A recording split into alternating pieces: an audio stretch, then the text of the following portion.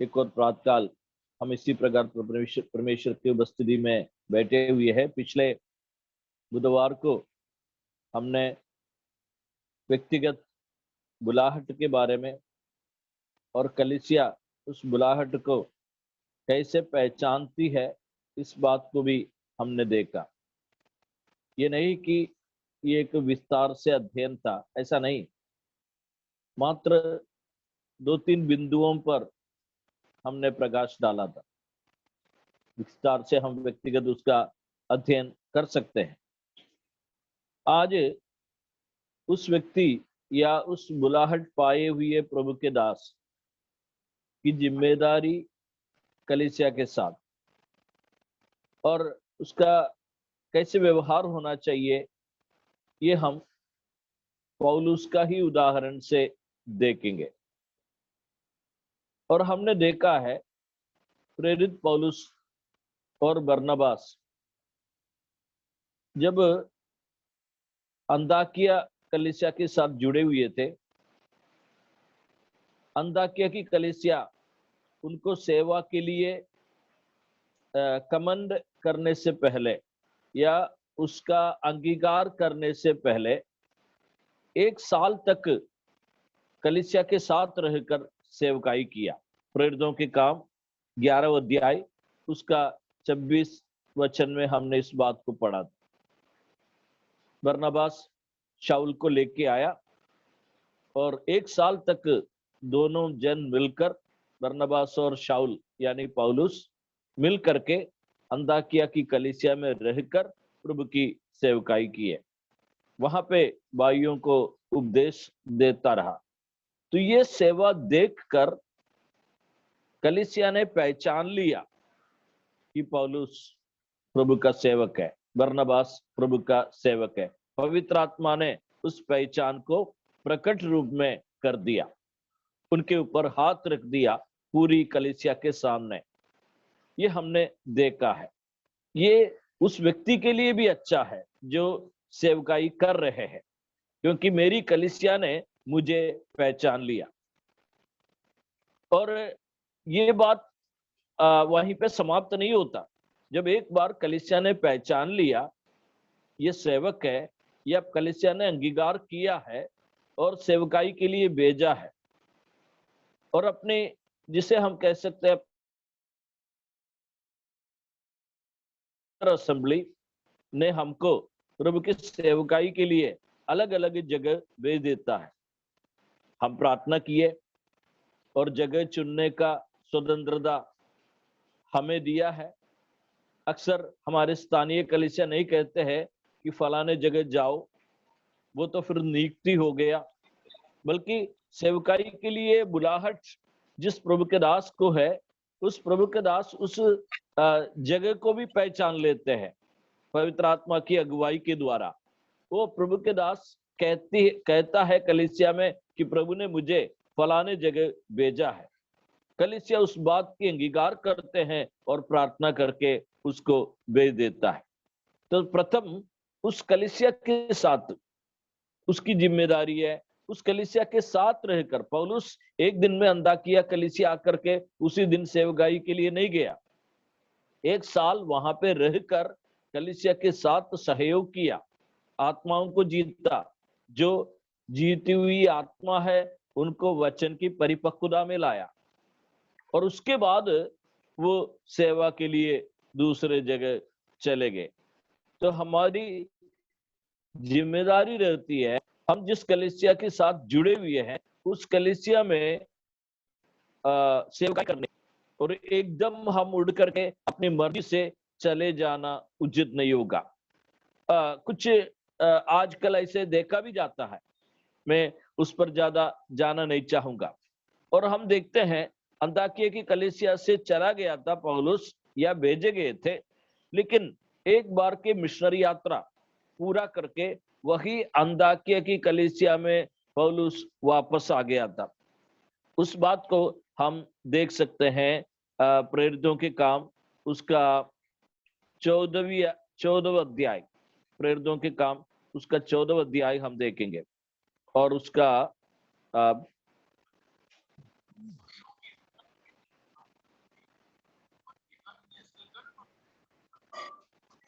प्रेरितों के काम उसका 14 का लास्ट में 26 से लेकर हम पढ़ेंगे। प्रेरितों के काम 14 अध्याय उसका 26 से लेकर 24 से लेकर 25 से लेकर पढ़ेंगे। फिर पिरगा में वचन सुनाकर अत्तालिया में आए और वहां से वे जहाज पर अंताकिया आए, जहां वे उस काम के लिए जो उन्होंने पूरा किया था परमेश्वर के अनुग्रह में सौंपे गए थे। वहां पहुंचकर उन्होंने कलीसिया इकट्ठी की और बताया कि परमेश्वर ने उनके साथ होकर कैसे बड़े बड़े काम किए और अन्य जातियों के लिए विश्वास के द्वार खोल दिया था, और वे चेलों के साथ बहुत दिन तक रहे।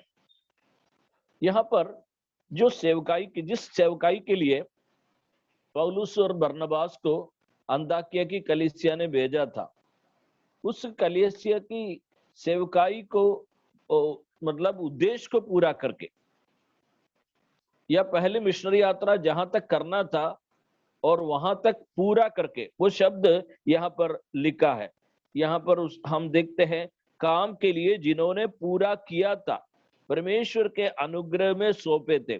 परमेश्वर के अनुग्रह में अंताकिया की कलीसिया ने पौलुस और बरनबास को सौंपा, उस काम को उन्होंने पूरा किया और वापस अंताकिया की कलीसिया में आकर अपनी कोई बड़ाई नहीं मार रहे, हमने ऐसा किया।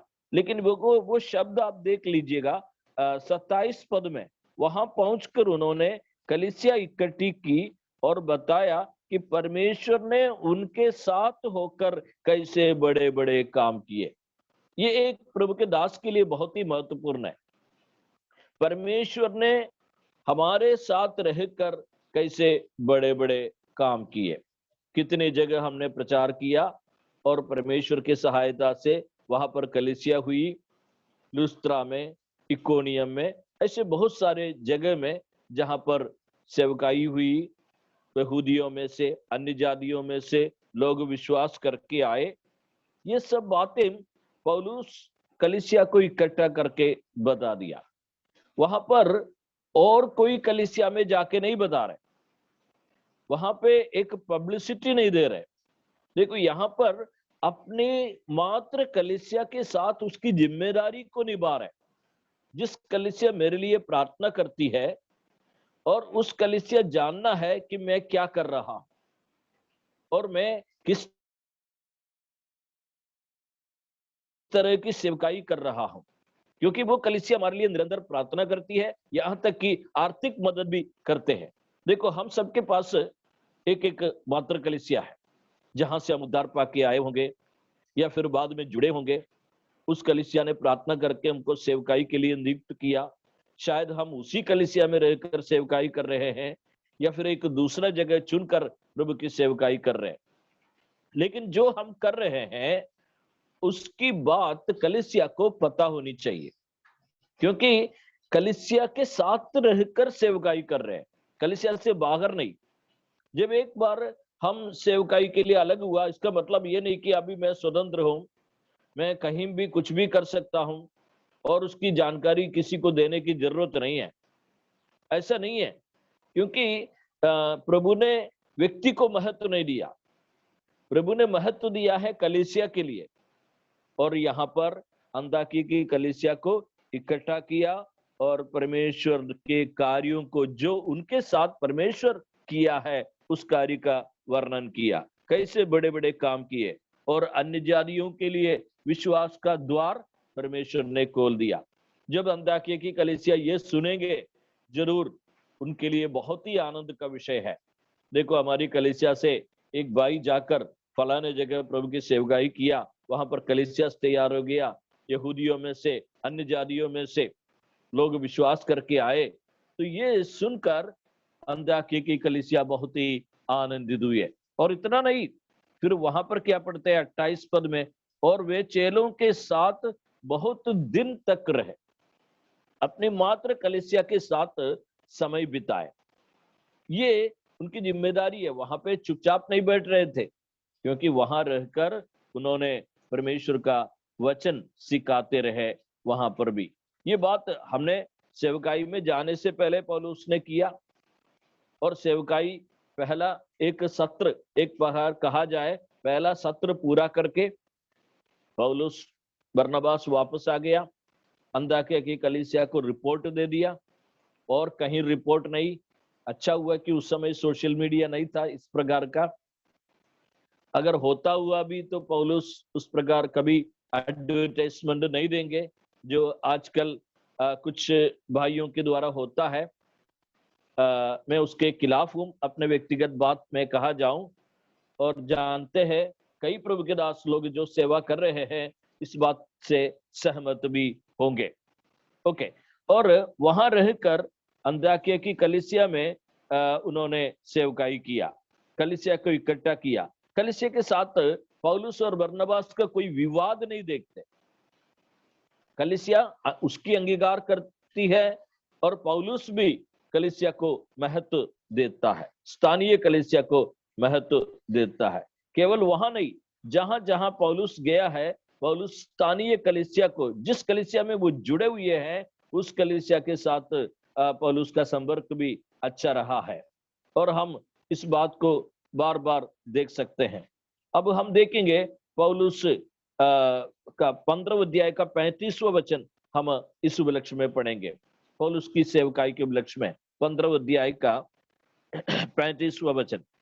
परंतु पौलुस और बरनबास अंताकिया में रह गए और अन्य बहुत से लोगों के साथ प्रभु के वचन का उपदेश करते और सुसमाचार सुनाते रहे। ये कहां पे है? बाहर नहीं, अपनी कलीसिया में। जिस कलीसिया ने मुझे भेजा है वहां पे रहकर पौलुस ने क्या किया? प्रभु के वचन का उपदेश करते रहे और सुसमाचार सुनाते रहे। कलीसिया भी चाहती है, जिस कलीसिया के साथ आप जुड़े हुए हैं उस कलीसिया चाहती है आप उस कलीसिया में सेवकाई करें, कुछ दिन रहे। तो एक प्रकार शायद सब जगह ये प्रायोगिक नहीं होगा, फिर भी ये मेरा व्यक्तिगत राय है और सबके साथ ये सही नहीं होगा। मेरा राय मैं बता रहा हूं कि जिस कलीसिया हमारी जो माता मंडली हमें भेजा है, शायद साल में एक बार कुछ समय हम उनके साथ समय बिताना चाहते हैं, क्योंकि वे हमारे लिए प्रार्थना करते हैं। आपको मालूम है, जब लंबे समय तक हम अपने कलीसिया में जाते नहीं और धीरे धीरे हमारी रिश्ता कलीसिया के साथ दूरी बन जाती, ये एक स्वाभाविक बात है। मैंने अनुभव किया इस बात को। पहले मैं 2-3 साल में जाते थे अपने केरल की अपनी कलीसिया में, फिर कलीसिया का प्रेम और सहयोग मैंने देखा तो साल में एक बार जाना उचित समझा। कम से कम एक हफ्ता उनके साथ रहकर समय बिताए, आराधना में भाग ले और अन्य मीटिंगों में भाग ले। ये उनके लिए हमारे लिए भी ऊर्जा का कारण बन जाता है। तो ये एक प्रैक्टिकल करेंगे तो अच्छा रहेगा। और 15 अध्याय का 15 का 40 भी हम इस उपलक्ष्य में देखेंगे। परंतु पौलुस ने सीलास को चुन लिया और भाइयों से परमेश्वर के अनुग्रह में सौंपे जाकर वहां से चला गया, और वह कलीसियाओं को स्थिर करता हुआ सीरिया और किलिकिया से होते हुए निकला। ये पौलुस की दूसरी मिशनरी यात्रा है। और यहाँ पर हम क्या देखते हैं? कलीसिया के द्वारा भेजे जाकर दोबारा जा रहे हैं। तभी मैं एक बात दिखाना चाहता हूं, कलीसिया में रहकर पौलुस ने सेवकाई किया, कलीसिया ने उसको पहचान लिया, कलीसिया ने उसको भेज दिया। पौलुस और कलीसिया एक निरंतर वो संपर्क हम देखते हैं, वो संबंध टूटता नहीं। नहीं मैं अपनी सेवकाई करूंगा, ऐसा नहीं, मैं मुझे वचन का ज्ञान है, मैं सक्षम हूं, ऐसा नहीं। फिर आ गया, सेवा करके पूरा करके कलीसिया में आ गया, फिर अंताकिया कलीसिया दोबारा भेज रहे पौलुस और सीलास। यहां पर 2 टीम है। एक प्रकार अच्छा है, सेवा का विकास हो रहा है। एक तो पौलुस सीलास के साथ जा रहे और बरनबास मरकुस को लेकर जा रहे हैं। 2 टीम बन गया। एक प्रकार थोड़ा सा विवाद हुआ, लेकिन वो विवाद अच्छे के कारण हुआ। और पौलुस कलीसिया से निकल जा रहे, कलीसिया भेजे जा रहे, फिर सौंपे जाकर, वहां पर लिखा है, और पौलुस और सीलास वहां से चला गया। तो इस प्रकार की बातों से हम देखते हैं। और 18वें अध्याय में इस पॉइंट को आगे बढ़ाते हुए मैं दिखाना चाहता हूं। 18 अध्याय 22-23, प्रेरितों के काम 18 अध्याय 22-23। और कैसरिया में उतरकर यरूशलेम को गया और कलीसिया को नमस्कार करके अंताकिया में आए, और फिर कुछ दिन रहकर वह वहां से निकला और एक ओर से गलातिया और फ्रूगिया देशों में सब चेलों को स्थिर करता गया। सेकंड मिशनरी यात्रा पूरा करके फिर अंताकिया गया। फर्स्ट मिशनरी यात्रा के लिए अंताकी कलीसिया ने भेज दिया, और सेवा पूरा करके वापस कलीसिया में आ गया। कुछ दिन रहकर कलीसिया को सेवकाई दिया, फिर कलीसिया ने भेजा, चला गया, और सेवकाई करके फिर 18वें अध्याय में हम देखते हैं अंताकिया वापस आ गया, और फिर कुछ दिन रहकर वहां से निकला, कुछ दिन कलीसिया के साथ रहा। तो पौलुस की सेवकाई में निरंतर इस बात को देखते हैं। और ऐसे कोई कलीसिया है, ऐसे पौलुस ने जो स्थापित किया, और कई कलीसियाएं, अनेक कलीसियाओं का नाम दिया गया है, हम वहां पे जाना नहीं चाहते, लेकिन वहां पर पौलुस का प्रेम कलीसिया के साथ देखा जा सकता है, और सच्चाई के साथ सेवकाई देखा जा सकता है। कलीसिया से बाहर एक स्वतंत्र सेवकाई हम नहीं देखते, या किसी संगठन के साथ मिलकर सेवकाई, ये भी नहीं देखते।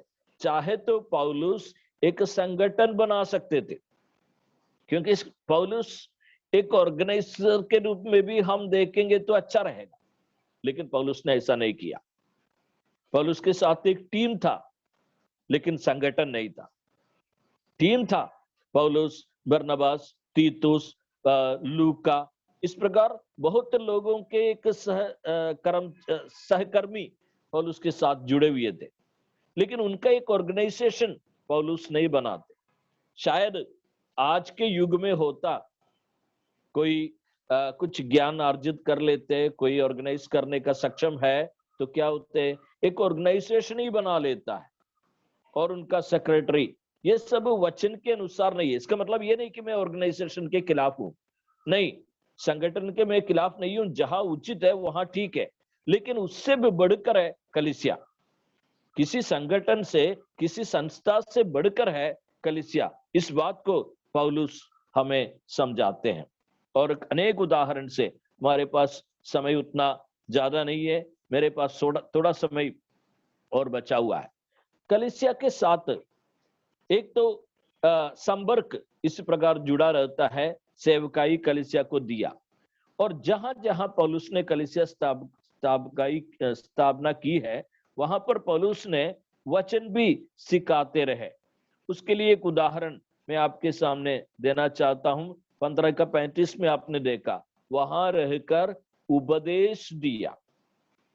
कलीसिया को उपदेश देना, उसके लिए स्वयं डॉक्ट्रिन का अध्ययन करना जरूरी होता है। एक प्रभु के दास को जो एक कलीसिया स्थापित करते हैं, मान लो कुछ आत्माओं को जीता, अब उनका शिष्य बनाने की जिम्मेदारी रहता है। ऐसे नहीं कि यूं उनको छोड़ दे, हर हफ्ते कुछ कहानियां, कथा कहानियां सुनाए, दृष्टांतों की बात कहे। मैं कई जगह इस बात को कहता हूं, कलीसिया को परिपक्व बनाना एक प्रभु के दास की जिम्मेदारी रहता है।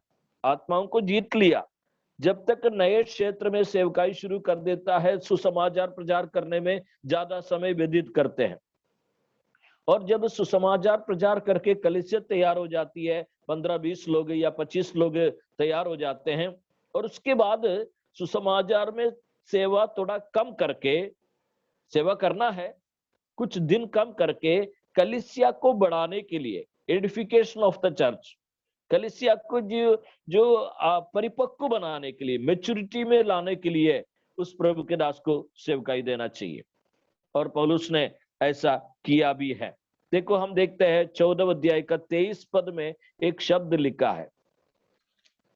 14 अध्याय 23 पद यहाँ पर लिखा है, और चेलों को मन को स्थिर करते हुए और यह उपदेश देते थे कि विश्वास में बने रहो, और ये कहते थे कि हमें बड़े क्लेश उठाकर परमेश्वर के सेवा करना होगा। उनको उपदेश देते थे, विश्वास में बने रहो, और उन्हें स्थिर करते थे। इन बातों को हम देखते हैं। और 23 में, और उन्होंने हर एक कलीसिया में उनके लिए प्राचीन ठहराए और उपवास सहित प्रार्थना करके उन्हें प्रभु के हाथ सौंप दिया। यदि एक नया कलीसिया में प्राचीन बनाना है, यहाँ पर क्या है, लुस्त्रा, इकुनियम और पिसिदिया की अंताकिया, यहाँ का 14 अध्याय का अंताकिया दूसरा है, पिसिदिया की अंताकिया है। तो इन जगह में कलीसियाएं स्थापित हो गई।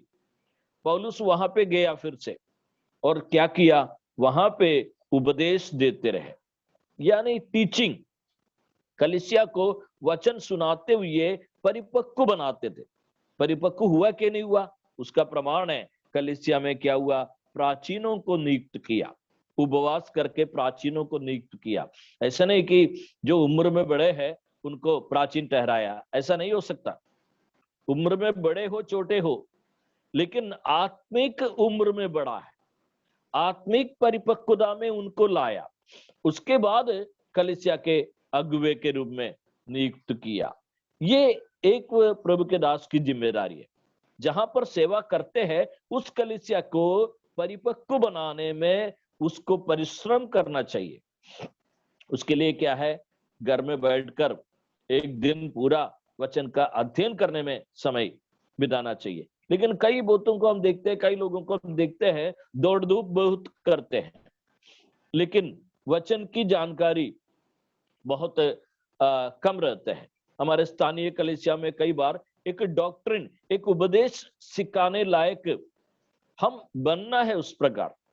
उसके लिए भले बाइबल कॉलेज से हमें थोड़ा सा अध्ययन मिला हो, लेकिन स्वाध्याय हमें बहुत करना होगा, तब जाकर हम अपनी कलीसिया को, क्योंकि हमारी जिम्मेदारी है कलीसिया को परिपक्व बनाना, और वहीं पे एल्डर और लोग तैयार होना। शुरुआत में कलीसिया के इवेंजलिस्ट ही एल्डर है, लेकिन बाद में परिपक्व लोग कलीसिया में डीकन तैयार हो जाते हैं और एल्डर्स तैयार हो जाते हैं। इस बात को हम लोग कई जगह देख सकते हैं। लेकिन पतरस इस बात पर हमसे क्या कहता है, पहला पतरस 5:2 हम पढ़ेंगे। पहला पतरस, मेरे पास 2-3 मिनट का समय है, और उसके बाद नेल्सन ब्रदर इस बात पर आगे अपनी गवाही देंगे।